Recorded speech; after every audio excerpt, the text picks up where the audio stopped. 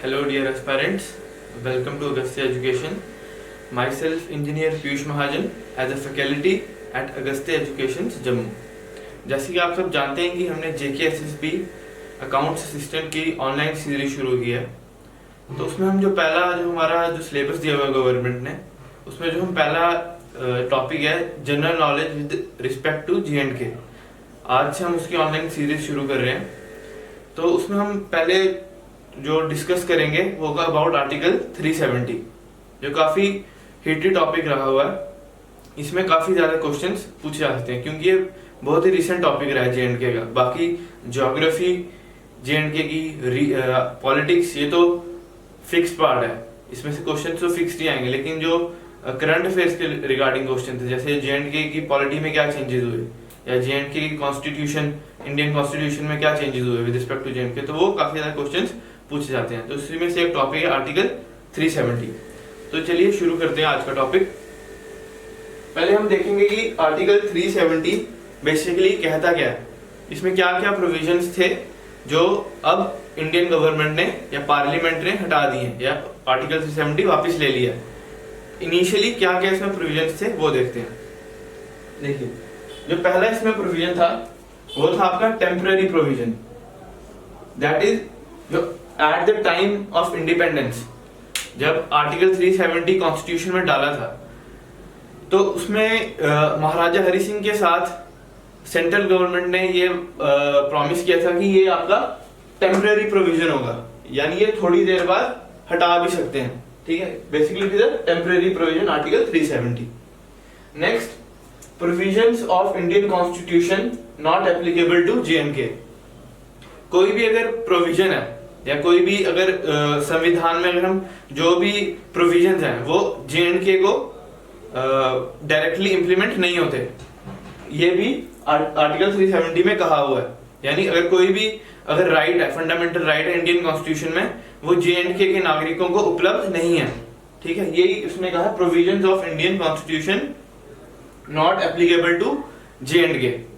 Next, states residents live under separate set of laws. जो भी state के resident है यानी सिटीजन्स लिविंग इन J&K, वो उनको सेपरेट सेट ऑफ लॉज के अंदर ट्रीट किया जाएगा।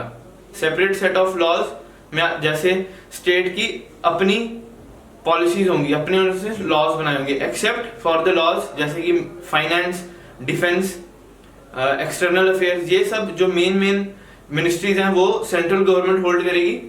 और जो बाकी लॉज हैं रिगार्डिंग स्टेट्स, यानी क्रिमिनल लॉज, सिविल लॉज, ये सारे स्टेट लेजिस्लेचर, J&K का लेजिस्लेचर डिसाइड करेगा। Through out India Indian penal code apply होता है, वेयर एज आर्टिकल 370 जब तक था तो J&K में रणबीर पिनल कोड अप्लाई होता था, इनके अपने ही सेट ऑफ लॉज थे। और next, Indians from other states can't purchase land और प्रॉपर्टी इन J&K। ये भी प्रोविजन था कि J&K के रेजिडेंट्स के अलावा कोई भी अगर स्टेट का कोई रेजिडेंट है, उसने कोई प्रॉपर्टी खरीदनी है, तो वो भी प्रॉपर्टी नहीं खरीद पाता था जब तक आर्टिकल 370 कॉन्स्टिट्यूशन में था। तो इसके हट जाने से कोई भी अब बाहर का व्यक्ति, बाहर का सिटीजन, दूसरी स्टेट का J&K में लैंड इजिली परचेज कर सकता है, कोई भी property. Next, centre has no power to declare financial emergency. इसको समझिए, फाइनेंशियल इमरजेंसी। अब इमरजेंसी तीन टाइप्स की है, नेशनल इमरजेंसी, फाइनेंशियल इमरजेंसी, या फिर जो इंटरनल इमरजेंसी, या फिर प्रेसिडेंट्स रूल हम कभी कभी लगाते हैं। अब उसमें से एक आती है फाइनेंशियल इमरजेंसी। जो सेंटर है वो J&K में फाइनेंशियल इमरजेंसी अप्लाई नहीं कर सकता था जब तक आर्टिकल 370 था। अप्लाई नहीं कर सकता था यानी अगर फाइनेंशियल क्राइसिस होते हैं कंट्री में, गवर्नमेंट एम्प्लॉयज की सैलरी में से डिडक्शन होती है सैलरी की, तो वो चीज गवर्नमेंट ऑफ J&K अप्लाई नहीं करती थी अनलेस एंड अनटिल जब तक कोई वॉर ना हो रही हो इंडिया की दूसरी कंट्री के साथ। अगर इंडिया वॉर पर है किसी कंट्री के साथ, तब फाइनेंशियल इमरजेंसी अप्लाई हो जाती थी, अगर इंडिया वॉर में है। जैसे बाकी रीजन जैसे इंटरनल डिस्टर्बेंस, तो इंटरनल रेबिलियन हो गया, तो उसके रिगार्डिंग फाइनेंशियल इमरजेंसी अप्लाई नहीं होती थी J&K में। Next, parliament can not increase और decrease borders of state.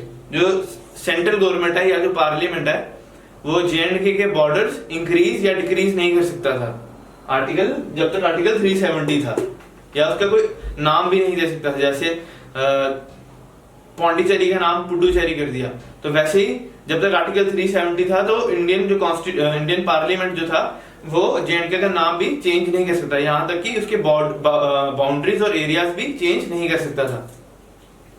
Next, no state list for J&K। देखिए अब स्टेट लिस्ट क्या चीज है। 3 टाइप की लिस्ट होती हैं, एक होती है union list, concurrent list and state list. Union list के अंदर वो सब्जेक्ट्स आते हैं या वो मिनिस्ट्रीज आती हैं जो डायरेक्टली सेंट्रल गवर्नमेंट उस पर उनका होल्ड होता है, और कॉन्करेंट लिस्ट में वो आती है जिसमें बोथ सेंटर एंड स्टेट का कंट्रोल होता है। और जो स्टेट लिस्ट में वो सब्जेक्ट्स आते हैं जो कोई पर्टिकुलर स्टेट उस पर अपने लॉज बना सकती है। जब तक आर्टिकल 370 था तो कॉन्करेंट लिस्ट और यूनियन लिस्ट ही J&K के पास उपलब्ध थी, स्टेट लिस्ट नहीं थी, स्टेट लिस्ट के सब्जेक्ट्स नहीं थे। तो इसके हटने के कारण अब स्टेट लिस्ट के सब्जेक्ट्स भी इंडिया J&K के पास आ गए हैं। Next, no preventive detention law. No preventive detention law extends to India. No preventive detention law means अगर हम किसी को डिटेन करते हैं, जैसे कि आपने अभी सुना होगा उमर अब्दुल्ला या फिर फारूक अब्दुल्ला को डिटेंशन में रखा हुआ था, तो जब तक आर्टिकल 370 था तो जो इंडियन गवर्नमेंट अगर चाहे भी तो J&K के रेजिडेंट्स को किसी को डिटेन नहीं कर सकता था। उसकी जो डिटेंशन पावर थी J&K की बाउंड्रीज के अंदर नहीं पेनिट्रेट कर सकती थी। लेकिन ये हटने के कारण अब जो इंडियन गवर्नमेंट है उसका जो डिटेंशन लॉ है, प्रिवेंटिव डिटेंशन लॉ, J&K में भी अप्लाई होता है। Next, part 4 and part 4A, ये इंपॉर्टेंट है, part 4 and part 4A। Part 4 में क्या है, directive principles of state policy, and part 4A में फंडामेंटल ड्यूटीज। ये भी जो इंडियन कॉन्स्टिट्यूशन में जो प्रावधान है, ये directive principle of state policy के और फंडामेंटल ड्यूटीज के, ये भी J&K में अप्लाई नहीं होते थे जब तक कि आर्टिकल 370 नहीं हटा था। इसके हटने के कारण directive principles of state policy यानी स्टेट के या सेंटर के क्या क्या वो उसको चीजें माननी चाहिए जो सिटीजन के प्रति उसके अपने दायित्व हैं, जो क्या क्या गवर्नमेंट को पूरे करने चाहिए, तो वो उसको बोलते हैं directive principles of state policy and fundamental duties of citizens. ये भी पहले अप्लाई नहीं होता था, आर्टिकल 370 हटने के बाद ये चीजें अप्लाई हो गई हैं। तो अब आपने देखा कि क्या क्या चीजें हैं जो अप्लाई नहीं होती थी।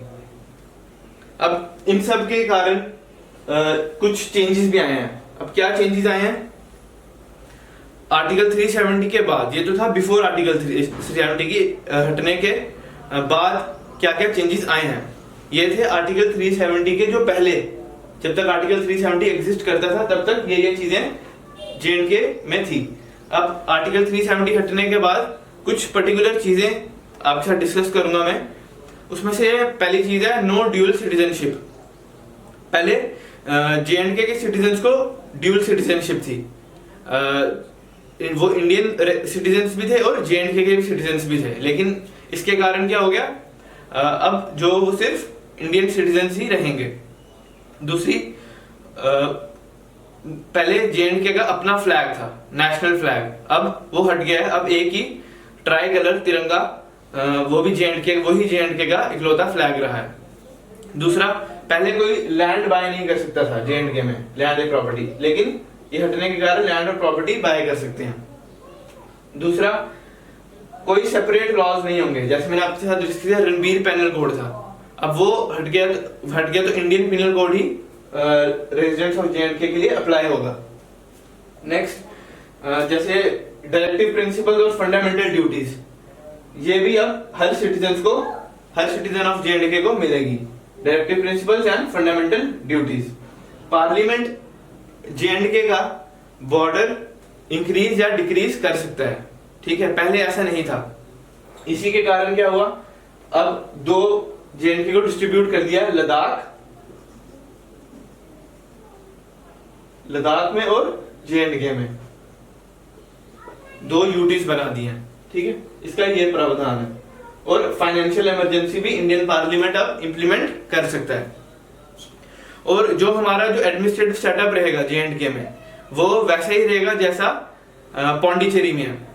अपनी लेजिस्लेटिव असेंबली होगी, लेकिन दो चीजें सेंटर डायरेक्टली गवर्न करेगा, एक पब्लिक ऑर्डर और सेकंड चीज पुलिस। ये दो चीजें हैं जो directly centre only and centre will govern these two things.